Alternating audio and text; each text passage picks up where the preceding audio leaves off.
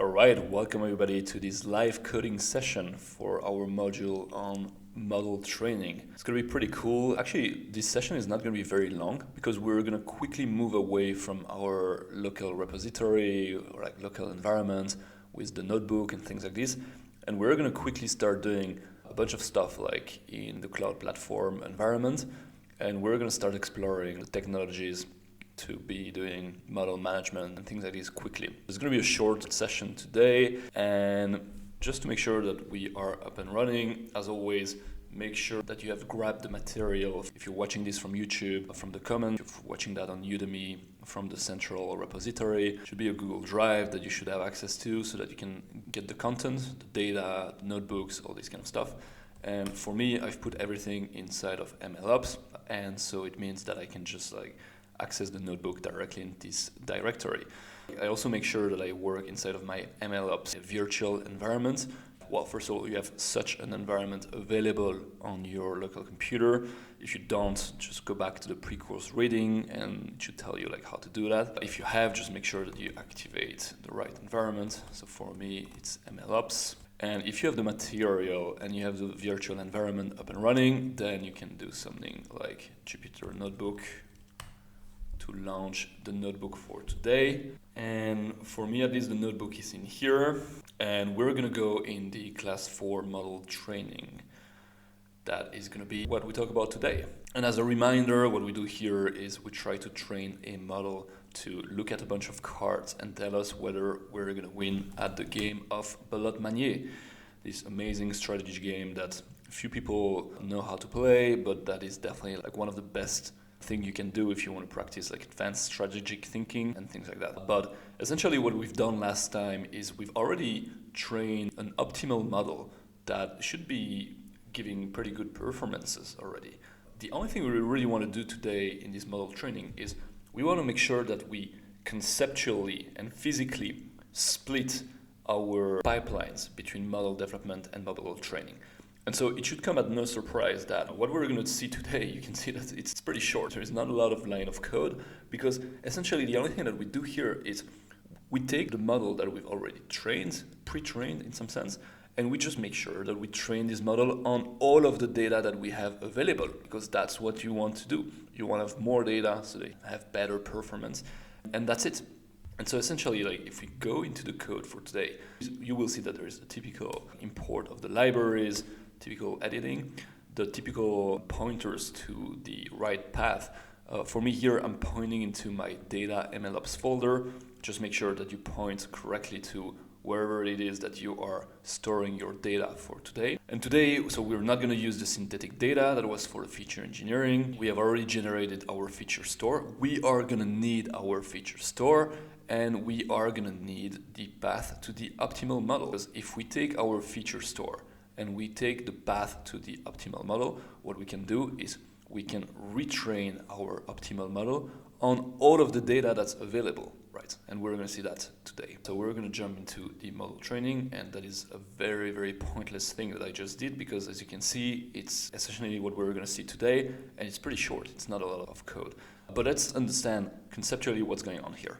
What's happening is, well, first of all, we are importing our utilities that we might be missing from the general import, especially Pico.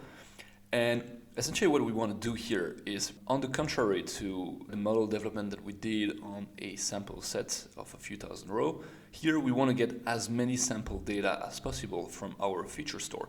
In fact, we want to get maybe all the data that's available.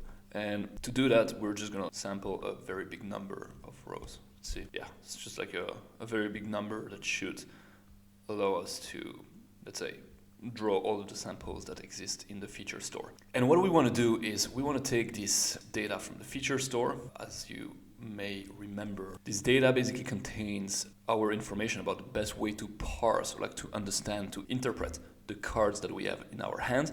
If it's not intuitive to you, how we reach these features and how we decided to include them and things like that, just make sure that you go back to the feature engineering where I put a bit of thinking, a bit of explanation into how I came up with these features. But here we definitely want to take this feature store as is, all the features that we have access to, and we want to take the feature, the target variable that we're going to try to be predicting.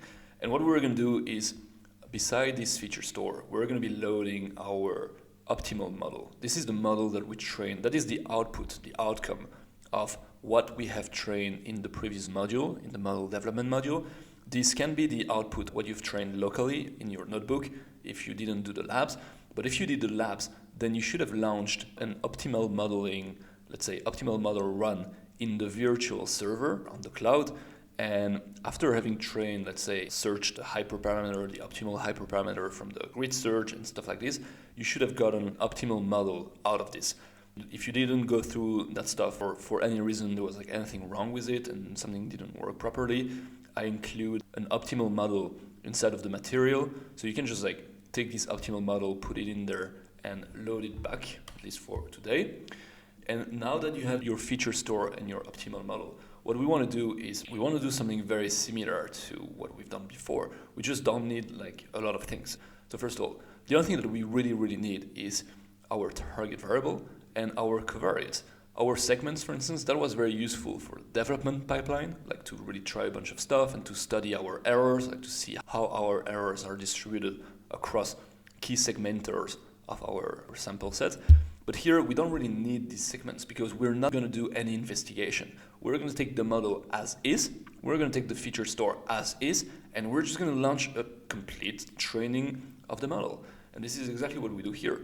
We take the feature store and we keep only the features and the targets, and we just say, you know what, just take this optimal model, like regardless of how the weights have been initialized or anything, just like take the model as is. The model should already contain within the hyperparameters that were used to develop the model, right? Like the hyperparameter that we have found were optimal from the development pipeline, well, it should already be included in our optimal model. So if we launch just the fit like this of our optimal model on this complete training data frame, well, now essentially what we have is a model that we're going to call the production model and that we are going to persist in our local repository for now. And one thing that we're going to do as well, and that's really related to this idea of preserving the artifact, so that if somebody asks you in 6 months, how did you come up with this solution and how did you come up with this model? Just ensuring the replicability of your modeling is very, very important. And this is the reason why we don't just persist the model itself. We also persist the training data frame or the training set on which this model was performed, so that we can always go back in time and show how a model was trained. And why are we doing that? I mean, this is also related to the idea of data design that I was talking about before. If you think about data governance, imagine that you figure out that something is very wrong with your model. Here it's pretty pointless because we're training a model to play a game. It's not going to harm anyone. But if you're training a model to do anything more important, such as allowing people to take societal decisions and stuff like this, you definitely want to be able to show that your model was trained on certain data that didn't include any illegal discriminator, any illegal features and stuff like this. So that's why you want to preserve your training set. And once you've done that, well, essentially what you've done is you've trained a production model and you have everything you need to be able to serve it. And that's what we're going to see in the next module, the model serving. So this all looks fine and it's pretty simple. As you could see, it was pretty straightforward what we did. But now the question becomes, what if you have a lot of people who want to work on the solution? You have a few different people that want to work on the solution, and all of them are developing their own models, and then all of them want to, at some point, create a production model and ship it, put it in production, and have people really use it. Now it becomes obvious that a bunch of people creating local notebooks and local version of their model, and maybe taking this local model and then putting them manually on blob storage. But now it becomes apparent that a bunch of people training their own production model, persisting it locally, and then at some point, just manually maybe uploading them in the cloud storage bucket so that everybody can have access to, pointing basically the production API to this cloud storage. Like all of this is going to be very tedious and very error prone. We definitely want a way to manage basically these models in a better way, and we definitely want to move away from running things locally in a notebook. And that is where the idea of MLflow is very, very interesting. So we're going to follow in the next session the MLflow lab, and we're going to be implementing it together so that we can discuss proper management workflow for these models that go from development to production. And then the second pain point, if I can say, the second pain point that we're quickly going to encounter if we have a bunch of people working on developing a solution is that, again, the training of our model here, if we run it in this notebook, is going to be happening in a server that has only 8 gigabytes of RAM and that has, I think, 8 cores. That's my local Mac, my local computer. It's not going to be fantastic. It's going to take a lot of time if I launch this. In fact, you can do it. You can just run the training and you will see that this is going to take a lot of time.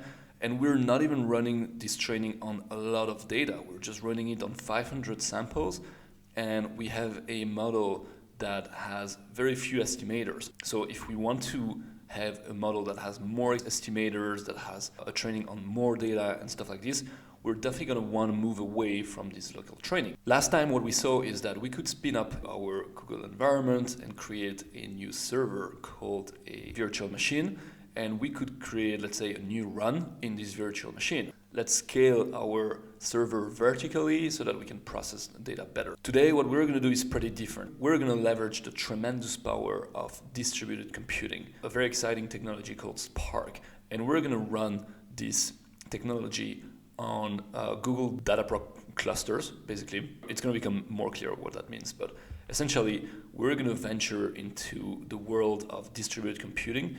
We're not going to run things in a vertically scaled server. We're going to create a cluster, which is basically a bunch of small servers working together so that you can horizontally scale the run of your development, so that you can horizontally scale the processing that you want to run. And so this is what we're going to be doing in the lab later. And so I hope you're excited. And well, if you are, just stick with me.